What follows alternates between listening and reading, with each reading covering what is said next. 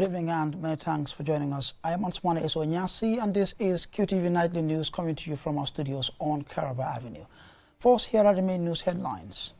The Finance and Economic Affairs Minister, C.D. Keita, delivered the highly anticipated 2025 National Budget speech to the Gambian National Assembly on Friday.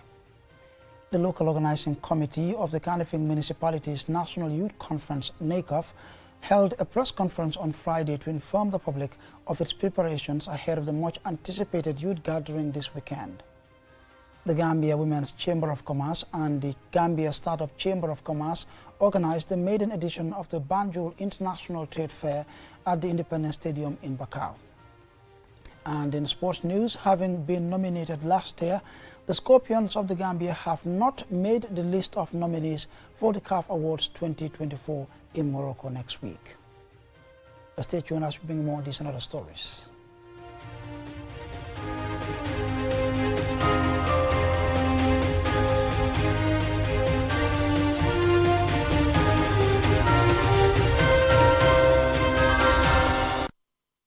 And now here's the news in detail. The Finance and Economic Affairs Minister, C.D. Keita, delivered the highly anticipated 2025 National Budget speech to the Gambian National Assembly on Friday. The speech outlined government's fiscal plan for the upcoming year, focusing on sectoral development priorities to advance the country's economic growth. Yafatuge reports. Minister Keita emphasized that the 2025 budget reflects the government's commitment to sustainable development, poverty reduction, and the creation of a robust economic foundation for future generations. The budget, which is framed within the broader context of the country's National Development Plan, seeks to address key challenges while making strategic investment in critical sectors. Key highlights of the 2025 budget include substantial allocations to sectors such as education, healthcare, agriculture, infrastructure, and energy. Here is the Minister of Finance and Economic Affairs. The 2025 budget seeks to support economic development through the provision of quality services in agriculture, education, health, infrastructure, development, and the modernization of the public administration. The minister outlined specific initiatives in each sector designed to bolster economic resilience and improve the quality of the lives of Gambians. On the sector-specific developments, crop production continues to underpin the agricultural sector group due to support from the government and development partners.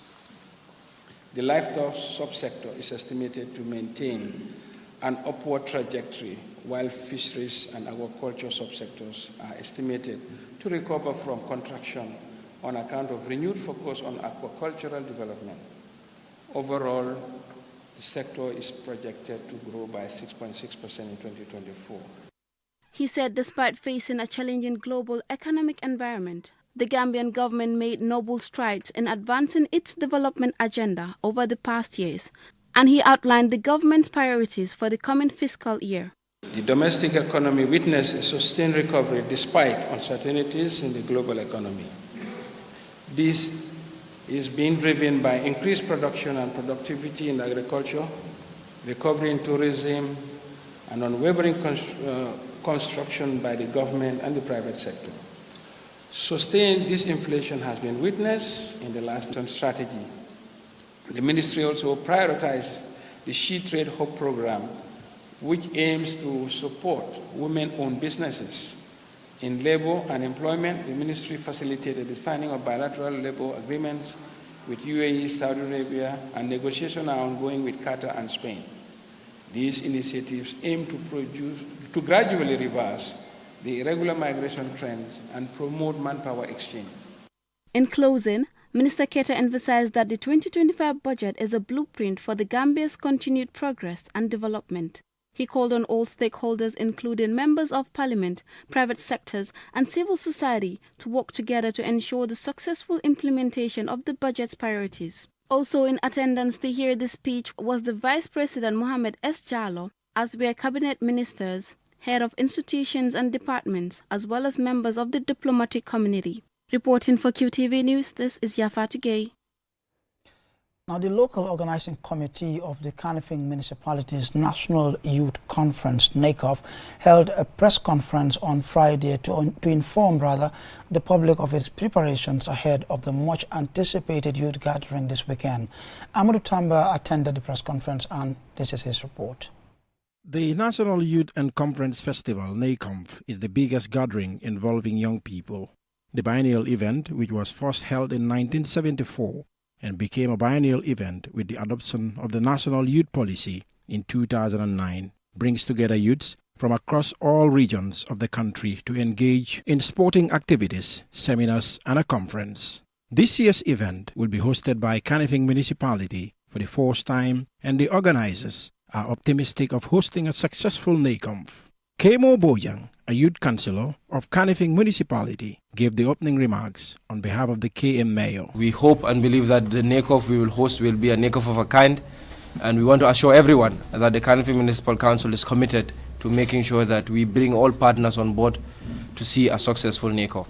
Elizabeth Quinta Gomez is the chairperson of the local organizing committee, which has been working since May.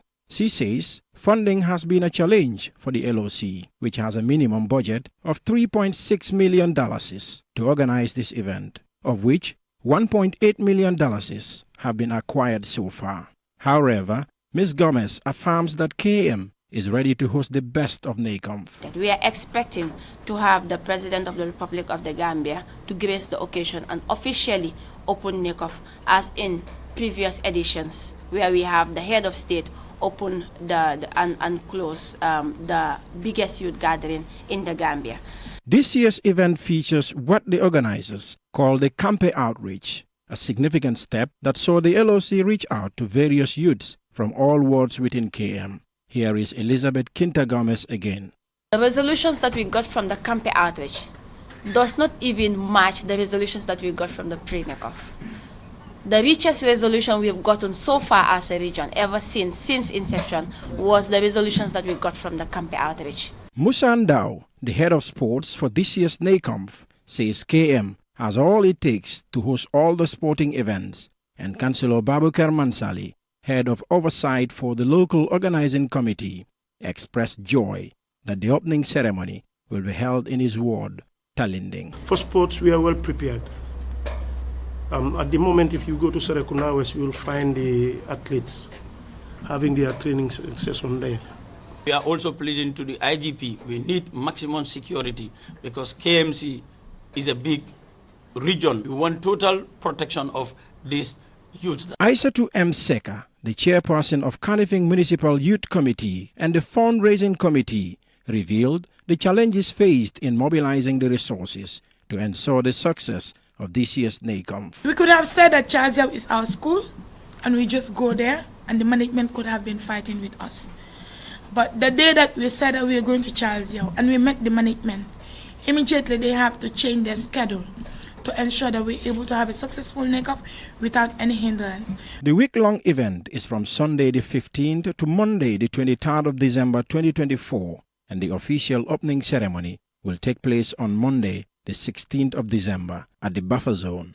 This year's NACOF is the 14th edition of the Youth Convergence and is expected to bring together over 2,000 youths. For QTV News, Amadou Tamba. Well, we look forward to the NACOF and hoping to have a successful NACOF next week. Now, the Gambia Women's Chamber of Commerce and the Gambia Startup Chamber of Commerce organized the maiden edition of the Banjul International Trade Fair at the Independence Stadium in Bakau. Julian Jai attended the event and Sina reports. The Banjul International Trade Fair seeks to make the Gambia a hub for trade in the sub-region, with at least 7 countries participating in this year's trade fair. Here is Babukar Kebe, CEO of the Gambia Startup Chamber of Commerce. Putting up the trade fair or staging it, it is not solely for revenue generation. It is a platform to encourage our Gambians and our neighboring countries that Africa has a product to offer. We have a product to sell to the world. We have a message to sell to the world. And the Gambia, being the 22nd country to sign for the ratification of the Africa Continental Free Trade Agreement. and therefore Gambia was recognized and applauded. As a result, we should not be left behind. Kumbele Good, board chairperson of the Gambia Startup Chamber of Commerce, and Nafi Bari, president of the Gambia Women's Chamber of Commerce, both highlight the impact the chambers has had in the lives of the young people. GSCC has signed 8 MOUs to support startup businesses and promote trade and business development. This has resulted in the training and certification of over 160 startups on food processing, product packaging and branding, and business plan development. Through the intervention of Shelter for Life, 50 farmers and food processors, mainly from the North Bank region, the Lower River, West Coast, and KM, are given the chance to benefit from this opportunity.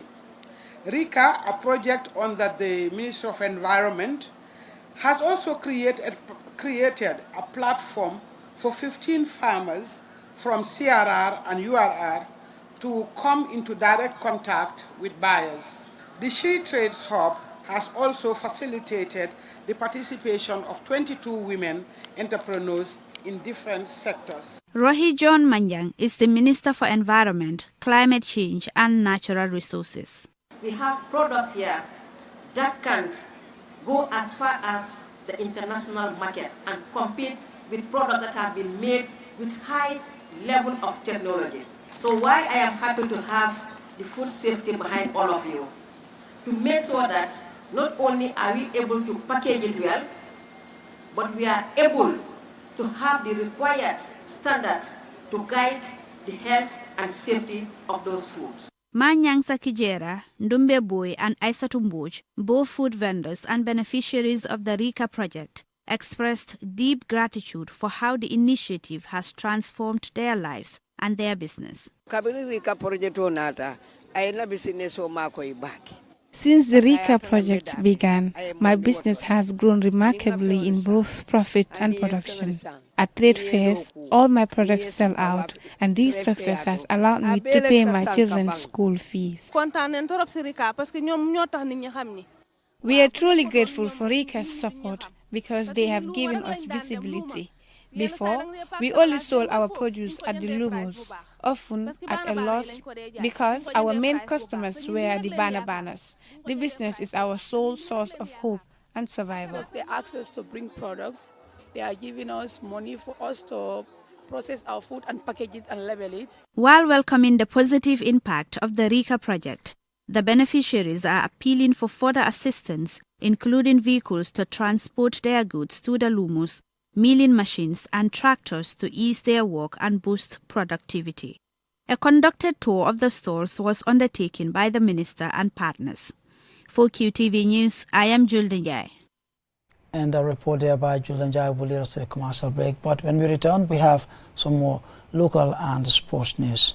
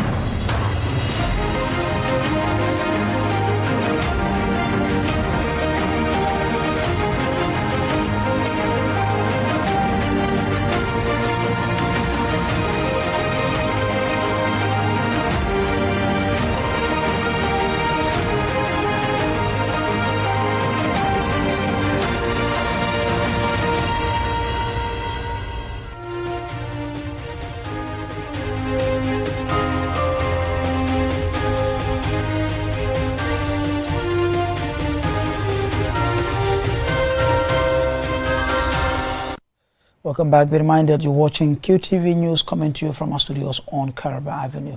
Now, as part of efforts to empower youth and encourage them to venture into agribusiness, the Roots Project supported a partnership development session and reward ceremony for the top graduating students of the Gambia Songhai initiative.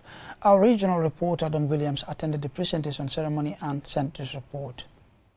Gambia Songhai Initiative GSI principal activity is to train youths and equip them with the skills to manage small and medium-sized, commercially viable and environmentally sustainable agricultural production and agriculture-based enterprises. By saying, the GSI coordinator briefly outlined areas students covered from mulching management to aquaculture over the course of the first 6 months of their training.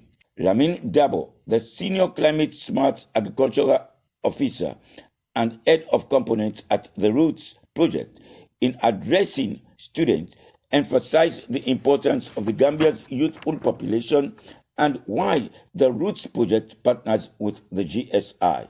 Under our first component, the sub-component 1.2, we have what we call the youth-based services that is specifically targeted for youth. And under that sub-component, under the youth-based services, we have what we call the capacity building of the youth. That is where our partnership with the Gambia Songhai initiative comes in. Here is Bakari Waibaji, the Minister of Youth and Sports, giving some words of advice and encouragement. But the initiation, the starting point, must be that of yours. So we hope that those of you that have chosen agriculture, as your pathway, as the career that you want to build upon, would continue to build on the little things. The knowledge, the skills that you gathered over here, this grant that you are receiving today from Roots will go a long way in helping you so that in the next 1 year or in the next 2 years, when we visit you in your village or wherever you live, we will be proud.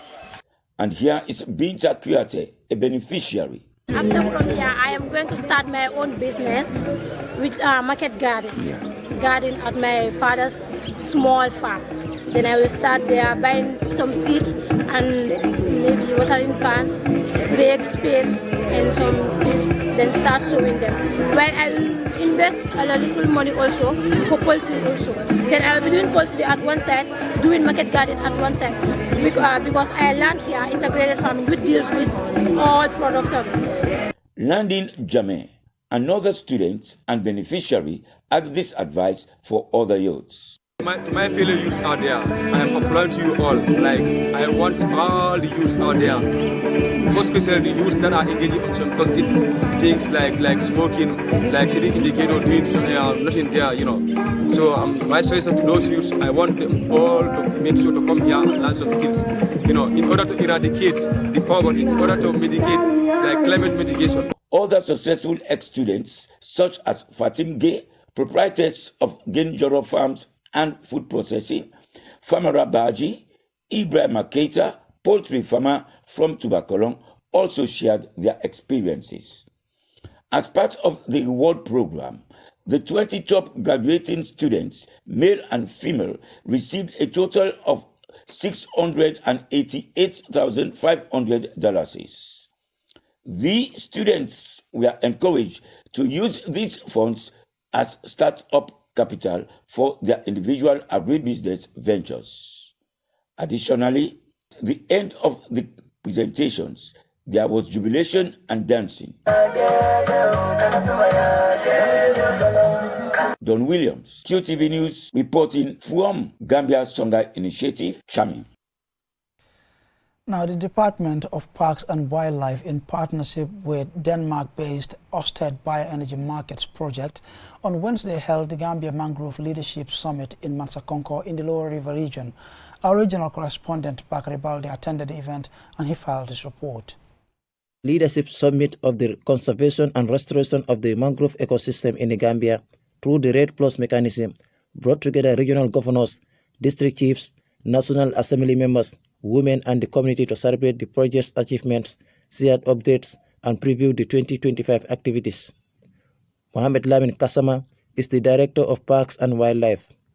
In 2022, we have started with 240 hectares in the South Bank here, and that became an immense success.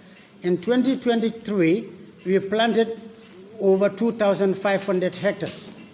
And this year, 2024, this has been scaled up. We planted over 3,500 hectares. So cumulatively right now, we planted little over 6,000 hectares across these three regions of West Coast, LRR, and CRR. Peter Kirstensen, the Oil State Director of Sustainability, said he is very impressed with the project implementation and the impact it has had in the communities across the intervention sites in the Gambia. What really drives us at Ørsted is to see the positive impact that this project has had and will have. Of course, we do this in order to get mangrove trees to grow, and by growing they absorb carbon and reduce climate change. But we are equally encouraged to see the biodiversity impact and not least the social impact this will have, both short-term and, most importantly, long-term. Sidi Lamin Ba, the governor of LRR, representing the Minister of Environment, Climate Change and Natural Resources, said mangroves provide food security, biomass, forest products, sustain fisheries and contribute to the protection of coastal line. He further highlights the importance of this event. Mangrove ecosystems can play an important role in reducing vulnerability to natural hazards and increasing resilience to climate change impacts by acting as a form of natural coastline defense. However, mangroves are disappearing 3 to 5 times faster than overall global forest losses, with serious ecological and socio-economic impacts. Yaya Gassama, the National Assembly member for Kian East, is the chairman of the National Assembly Select Committee on Environment and NGO Affairs.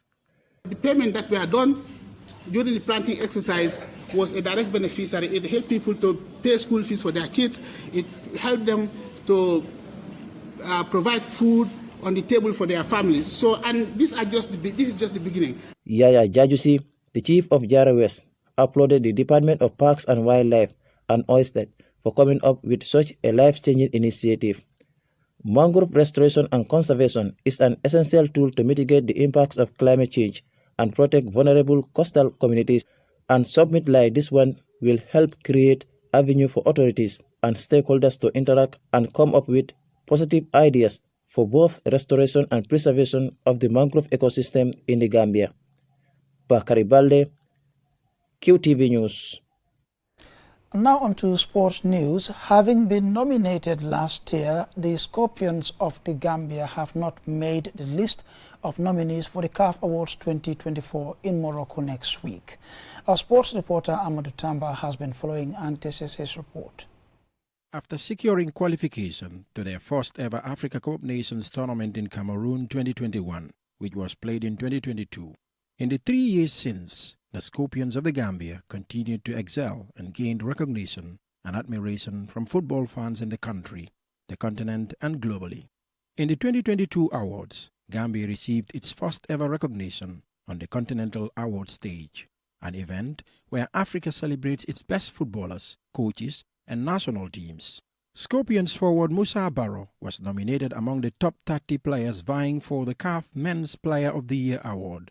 Centre-back James Gomez was among the top 10 youngsters in the Young Player of the Year nominees, but didn't make the final 5. Scorpions coach Thompson Faith was nominated with 9 others in the Men's Coach of the Year category, and the Gambia national team was also nominated in the Men's National Team of the Year, but failed to make it to the final stage. The Belgian tactician made the final 5 with Aliou Cissé of Senegal, Walid Regragui, Pitso Mosimane, coach of African Champions League winners Al Ahly of Egypt, and Carlos Queiroz, the Mozambique-born Portuguese coach of Egypt.